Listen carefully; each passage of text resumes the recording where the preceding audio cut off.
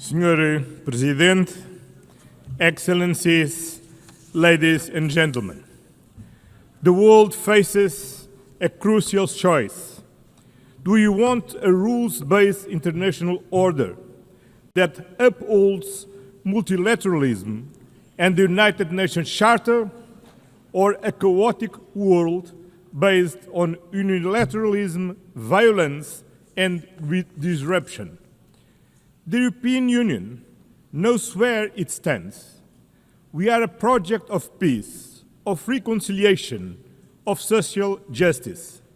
We are and will remain a steadfast defender of multilateralism, of the rules international-based order, and of the United Nations Charter. The alternative to this international rules-based order is a chaotic and violent world.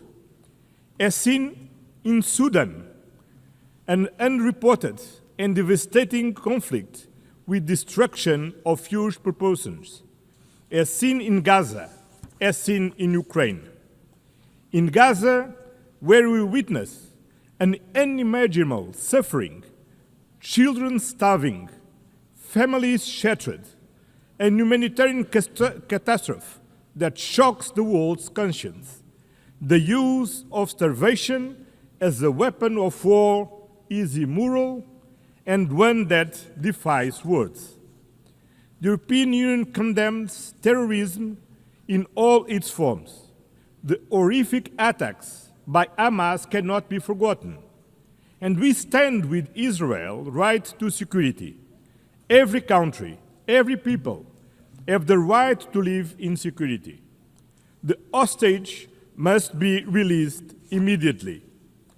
The Palestinian people have also the same right to security and to live in a viable state. A negotiated two-state solution is the only path to peace. Security for both peoples, dignity for both peoples, this is the solution we seek. The European Union has been an indispensable partner in the region. We are the largest provider of humanitarian aid to Palestinians. European funding has kept hospitals, schools, and institutions running. We have been, over the years, the largest supporter of the Palestinian Authority, supporting them in their reform agenda and in their efforts to ensure effective control of all the territory of Palestine. Dear friends, the European Union fully assumes its responsibilities, but we alone cannot stop this humanitarian catastrophe. Peace in the Middle East requires a collective response, and we need everyone to assume their responsibilities. We must act together and demand the unconditional release of all hostages, an immediate ceasefire, full and unimpeded humanitarian access, an end to illegal settlements, a renewed, credible commitment to a two-state solution. This was the strong message from the two-state conference hosted on Monday by France and Saudi Arabia, to which the European Union is fully committed. In Ukraine, a sovereign nation was brutally attacked by a permanent member of the Security Council, in clear violation of the United Nations Charter, a clear violation of sovereignty, territorial integrity, the respect of internationally recognized borders, and the right to choose its own destiny. Principles that bind all the members of the United Nations. This aggression threatens not only Ukraine, it threatens every nation in this assembly. If we accept Russia's invasion of Ukraine, no country will ever be safe. There is only one root cause to this war. Russia's refusal to accept Ukraine's right to choose its own destiny. For over 3 years, this war has claimed innocent lives, destroyed cities, and fueled global insecurity. Our collective security is tied to Ukraine's resilience. The European Union stands firm in supporting Ukraine in their fight for a just and lasting peace, in their efforts to bring an end to the killing and Russia to the negotiation table, in their future reconstruction, in providing security guarantees to prevent future attacks, in their path to full membership in the European Union. We will continue to apply pressure on Russia to end this war. We call for meaningful negotiations and an immediate ceasefire and a just and lasting peace. This is not Ukraine's fight alone. It is a fight for the principles we all hold dear. Excellence. Your Excellencies, the European Union is determined to build a world founded on the fundamental values that we share with the United Nations: peace, human rights, and sustainable development. Human rights are the foundation for global peace and stability. Social protection, decent jobs, gender equality, and the fight against poverty are not optional. Rather, they are the guarantees of human dignity, of social stability, and of lasting peace between nations. The European Union defends freedom, democracy, and human rights, values which today are threatened by disinformation and by the abuse of digital technologies. We need to have global standards for transparency and accountability mechanisms. They also need to be as dynamic as the technologies that we are trying to regulate, to make sure that digital technologies give citizens means to act, and not autocrats or the new technology oligarchs. The European Union is in favour of a human-centred approach to artificial intelligence. We are at the forefront of the first global regulatory framework in the world for responsible AI, and we are calling for an equivalent level of ambition in the international domain. We are doing this based on our fundamental values: dignity, democracy, and the rule of law. Excellencias. Your Excellencies, climate change is not fake news. It is a scientifically proven fact that is affecting our present and our future. Destruction and deaths brought about by fires, floods, and hurricanes are not an invention. We're talking about something all too real. In addition, investing in decarbonization is key for the energy sovereignty of every country, for innovation, and for the competitiveness of our economies. And that is why the European Union fully shoulders and fulfills its commitments undertaken in the context of the Paris Agreement by reducing its emissions by 55% by 2030 and by achieving climate neutrality by 2050. We will continue actively promoting the protection of our oceans, which are lungs and the lifeguard for our planet.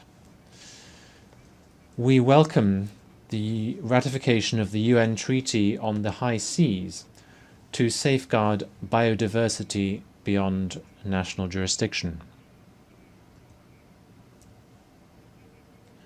Sustainable development also means building alliances, not dependencies. We are at the forefront of the fight against climate change.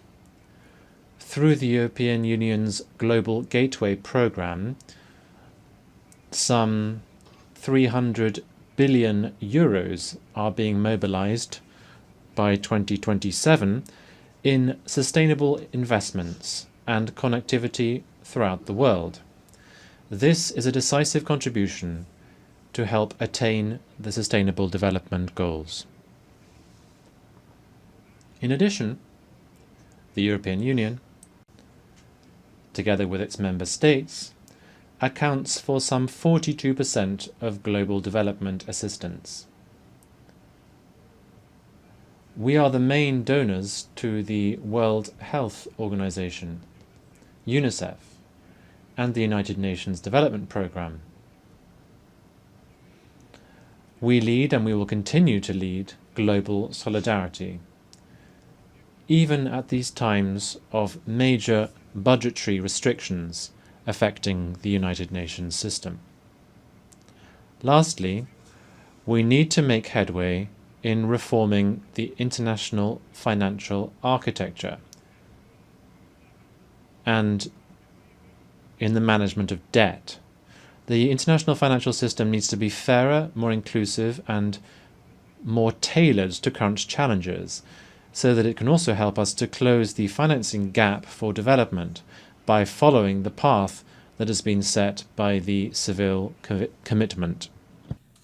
Excellencies, the European Union is a global partner. The European Union and its member states are staunch political supporters and the largest collective donors to the United Nations. As the pillar of the multilateral system, we are working closely with other regional partners. That is why we are building stronger trade and industrial partnerships across the globe. We are advancing deals with Mercosur, Mexico, India, Indonesia, the Philippines, and Thailand, not just to boost trade, but to increase global predictability and resilience. The trade and investment agenda, based on fairness, sustainability, digital innovation, labor rights, and climate alignment. Because trade deals, not tariffs, deliver real benefits for all countries, companies, and citizens.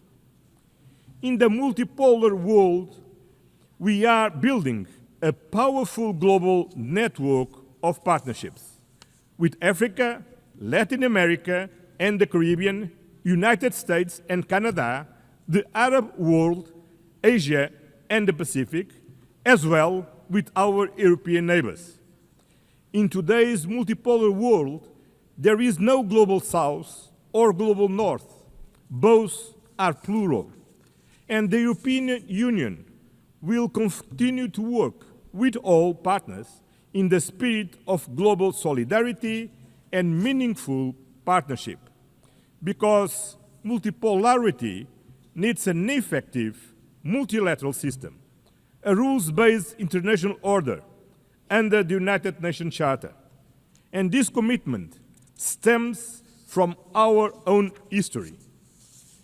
Europe rebuilt itself from the ashes of World War II through peace, through reconciliation, and through integration.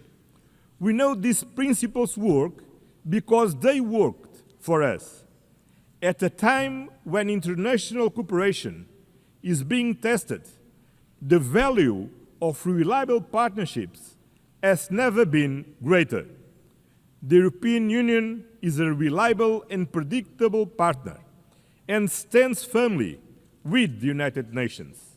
We will defend its principles, support the reforms of the United Nations Secretary General António Guterres, work to make the United Nations more inclusive, more representative, and more effective, with the UN 80 reform initiative and the implementation of the Pact for the Future.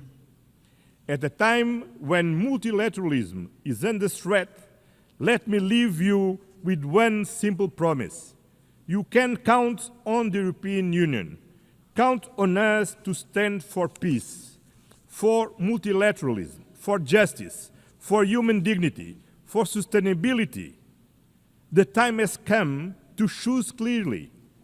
Peace over war, law over force, accountability over impunity, solidarity over division, sustainability over crisis, justice over inequality.